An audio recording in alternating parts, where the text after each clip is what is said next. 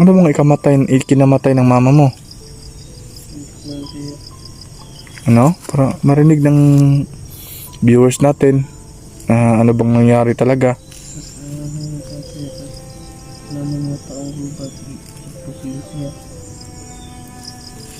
Mga idol, hindi niyo po narinig. Sabi po niya, yung mama po daw niya ay pinatay po sa mga taong gubat. Hello mga idol, magandang araw po sa ating lahat. So, ngayon ay yung request yung mga idol kung saan na po si Gio. So, ngayon po, ngayong araw po na ito, ay muli natin may masama po si Gio. At unti-unti na po siya nagbago. At saka ngayon po mga idol, sabi po niya sa akin na may hinihingi po siya na puntahan po natin. No? Pupuntahan po namin yung puntod ng ina ni Gio mga idol, no? Yan po siya mga idol, ayan. At pasensya na kayo dahil hindi po talaga siya gusto na makita yung mukha niya, no? Irespeto lang po natin siya mga idol. So ngayon samahan nyo kami mga idol, pupuntahan po namin yung puntod na sinasabi ni Gio. So yan mga idol, no? Sana abangan nyo ito at makita nyo po itong video na to hanggang dulo. So mga idol, maraming salamat sa inyo sa patuloy niyong suporta. Pero nalaking pasasalamat ko para po sa lahat sa inyo, no? So ayun mga idol, maraming salamat. Tara, let's go.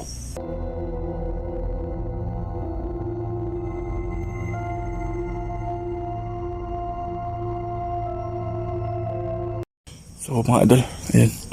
So mapagpalang araw po ulit sa inyo. So ngayon nandito na po kami with Gio. Tsaka ayan po, ito pong puntod na sinasabi niya sa akin. Ayan. Hindi ko muna kakausapin si Gio mga idol. Kanina pa yung iyak ng iyak, papunta po kami dito.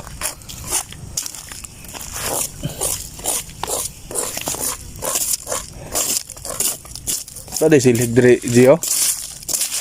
Saan ay silid dire?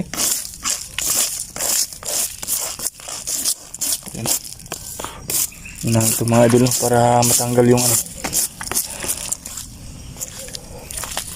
Buti lang mga idol, nabalik yung normal na tao po si Gio. Ayan po mga idol, nag-alay po siya ng kandila, no? Kanina pa yan iyak ng iyak sa atin.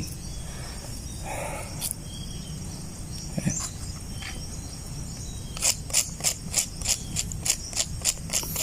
Tapos kinausap ko po si siya kanina mga idol. Iyak po ng iyak dahil po naalala po daw niya yung mama niya. Pero sabi niya sa akin may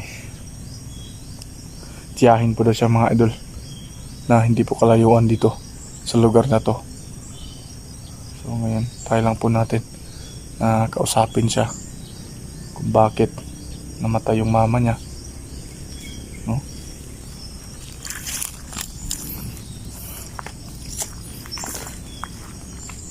Gio, pwede ka na ako ma-istorya? Pwede kita makausap?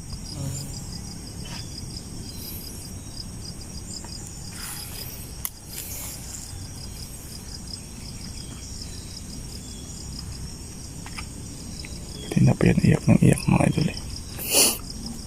Parang naiyak din ako sa nangyari sa kanya.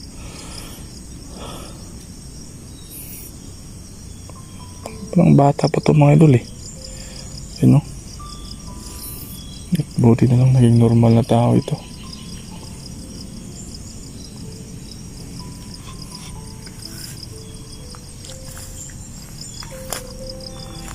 Anong dako man ni ang kuan Gio? Bakit malaki tong libingan na to? Ha? Dalawa ang nakalibing dito?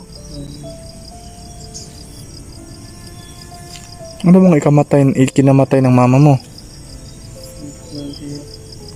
Ano? Para marinig ng viewers natin ano bang nangyari talaga.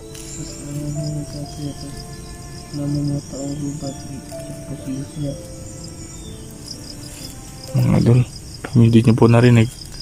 Sabi po niya, yung mama po daw niya ay pinatay po sa mga taong gubat. So ano mang nahimo man kang aswang? Pilayas ka sa inyo? Lumasis po siya sa kanila mga idol. Bakit lumayas ka, Gio? Gusto ka mabalos? Patayin mo mamaya. Yung bawi. Grabe mga idol. Kaya po naging nabiktima rin po si Gio na maging aswang siya mga idol dahil po daw gusto niyang makaganti po sa pumatay sa mama niya. O karon naging normal naman ka na tao. Pwede na to makita yun na imong naong kasi na mo kay mga paryente nga na ano diri sa video. Pwede na to makita yung mukha mo. Ayaw mo talaga? Diba sabi mo may kamag-anak ka malapit lang dito? Layo pa dire? Medyo malayo daw konti dito mga idol. Ayan po yung anong wala mo ni sulat? Yung mga idol, bakit yung punto dito ay wala pong nakalagay? Bubong para di mailipan. Ha? Di mailipan. Sasaktan po daw sa mga idol sa nangyari sa mama niya. Kundi yung ano niya mga idol yung galit lang niya mga idol. Eh nandun pa talaga sa isip at saka sa puso niya mga idol. Kasi nakausap ko siya kanina habang naglalakad po kami. Sabi niya hindi daw siya nagaganti daw siya sa pumatay po sa mama niya. Grabe, napakasakit din. Kahit sa atin mga idol, kahit sa akin, gaganti rin ako kung ganyan po yung mangyari talaga.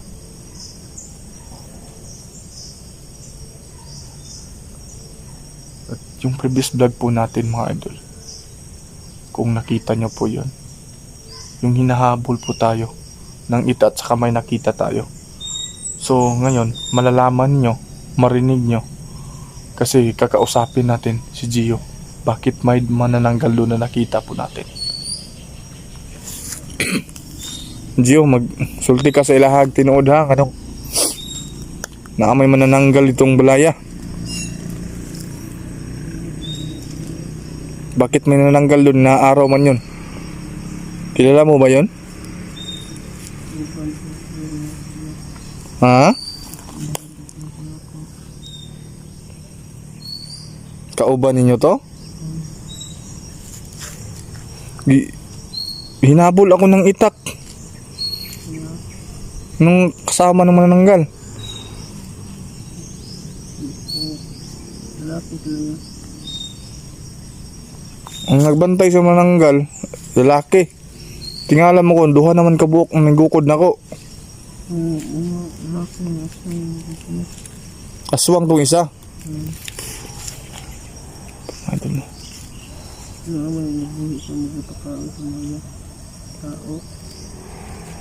Sinsya na kayo mga idol, medyo mahina talaga yung boses ni Gio dahil po nahihiya po siya na magsalita sa ng camera. Yun po mga idol, pakita ko sa inyo. Ba't ganito yung ng puntod? Yan po. Ayan po mga idol. Ba't ganyan?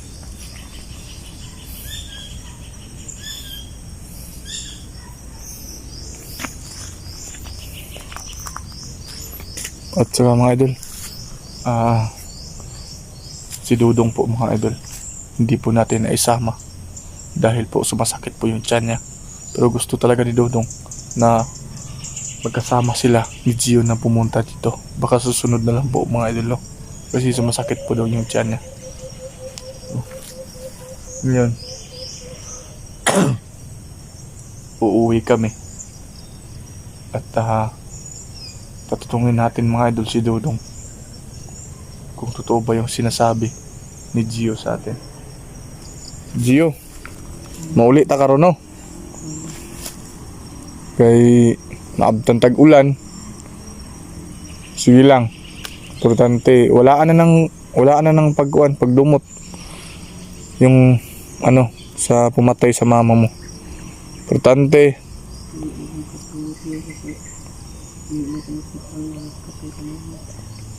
Hindi pa daw siya makatulog mga idol. Hindi niya matanggap na pinatay pa daw yung mama niya. Pero mga idol, kailangan natin tong maano si Gio upang mawala na po yung galit niya sa mga pumatay sa mama niya. Pero di natin sisisi si Gio mga idol. So kinsa mo Gio nagkuan nimo nga na mahimo kang aswang? Sino ba yung ano sa'yo na naging aswang ka? Lula nimo?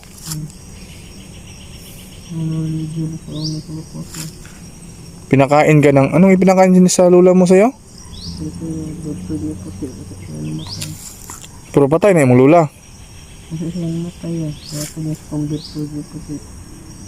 Bago po doon namatay yung lula mga idol. Totoo pala yan. Bago po doon namatay yung lula niya, may pinakain po daw sa kanya. Parang ipinasa mga idol no. Yung parang bertud na pag makain niya ay bago siya mawala yung lula niya. Grabe mga idol.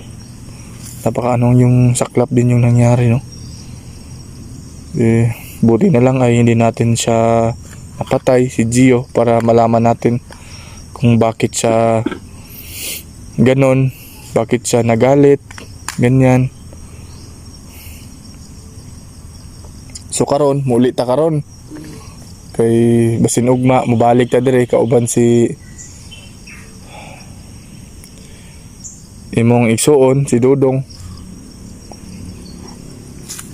Ayaw mo umalis dito? Dito ka lang? Di pwedeng dito ka lang, kailangan kasama kita. Dito talaga tayo. Sasama tayo pag uwi. Tapos sabi mo sa akin na samahan kita dito. So ngayon, pag uwi natin ay sama din tayo. Ha? Di tayo uuwi? Dito ka lang? Paano to? Mag-alas 5 na ng hapon. Baka abutan tayo ng ano dito.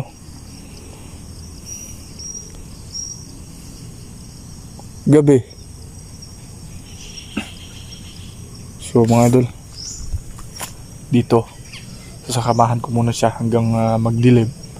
Dahil may dala naman kami. May bag naman ako dyan na may dala naman akong flashlight, mga gamit namin.